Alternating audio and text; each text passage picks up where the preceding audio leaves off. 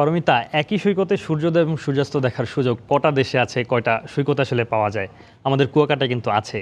হ্যাঁ, তবে এই মুহূর্তগুলো কিন্তু সৌমিত্র আসলে ঠিক কিছু ঝুঁকির কারণে পর্যটকদের কাছে সুন্দর হয়ে ধরা দেয় না, যেটা আমাদের সহকর্মী গিয়েছিলেন এবং তিনি বলছেন যে সৈকতে বিপজ্জনকভাবে পড়ে থাকা গাছের গুঁড়ি এবং ভাঙা দেয়ালের বড় বড় অংশ আছে, যেগুলো কিন্তু পর্যটকদের জন্য এক ধরনের মৃত্যু ঝুঁকি হয়ে দাঁড়িয়েছে। একদম। এবং আমাদের যিনি রিপোর্টার গিয়েছিলেন তিনি স্থানীয় জনপ্রতিনিধিদের সঙ্গে কথা বলেছেন। তারা যেটি বলছেন যে সরকারি বরাদ্দ না থাকায় এইসব সমস্যার সমাধান করা যাচ্ছে না।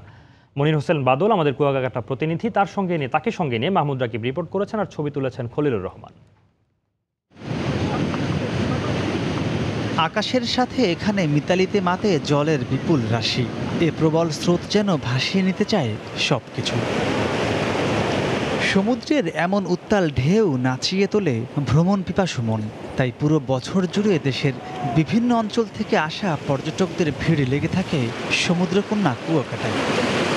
তবে সমুদ্র স্নান করতে আসা পর্যটকদের জন্য এ ঢেউয়ের নিচেই অপেক্ষা করছে ভয়ঙ্কর মৃত্যু ফাঁদ।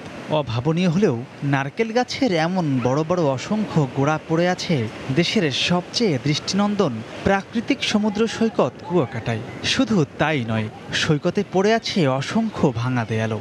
যখন জোয়ার চলে আসে তখন এগুলো দেখা যায় না, তো এতে মানুষের হাত পা কেটে যেতে পারে। এখানে কিছু ভাঙা অংশ রয়েছে বিল্ডিং এর, তো এগুলোতে অনেক সময় মানুষের অ্যাক্সিডেন্ট হয়। বৃষ্টি একটু বেশি নোংরা মনে হচ্ছে আগের চেয়ে, আর পাড়টা অনেক ভেঙে গেছে। যাতায়াত ব্যবস্থাটা আরেকটু উন্নত করতে হবে। পর্যটকরা যে আসে বসবে, বসার জন্য সুব্যবস্থা নেই।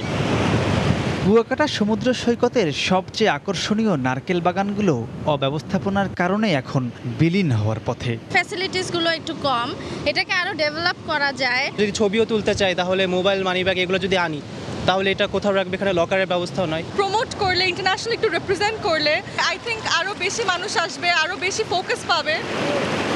প্রতিদিন কয়েক হাজার পর্যটক আসা প্রাকৃতিক এই নৈসর্গটি দারুণ সম্ভাবনাময় হলেও এত সব সমস্যা সমাধান করার যেন কেউই নেই। সি বিচ এরিয়ায় আমরা পানির ব্যবস্থা রাখবো, ছাতির ব্যবস্থা রাখবো, চেয়ারের ব্যবস্থা রাখবো। এই জন্যে কোটি কোটি টাকার প্রজেক্ট হওয়া দরকার।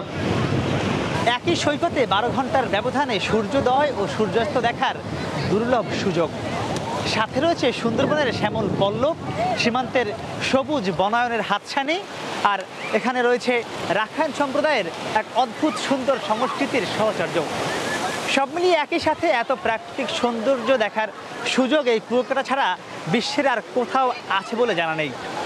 তাই সংশ্লিষ্টরা বলছেন এখানকার যাতায়াত ব্যবস্থা, আবাসিক সংকট সমাধান এবং সামগ্রিক অবকাঠামোগত উন্নয়নে আরও বেশি বিনিয়োগ করা গেলে এটি শুধু বাংলাদেশেই নয়, হতে পারে বিশ্বের মধ্যে একটি সর্বোত্তম পর্যটন কেন্দ্র।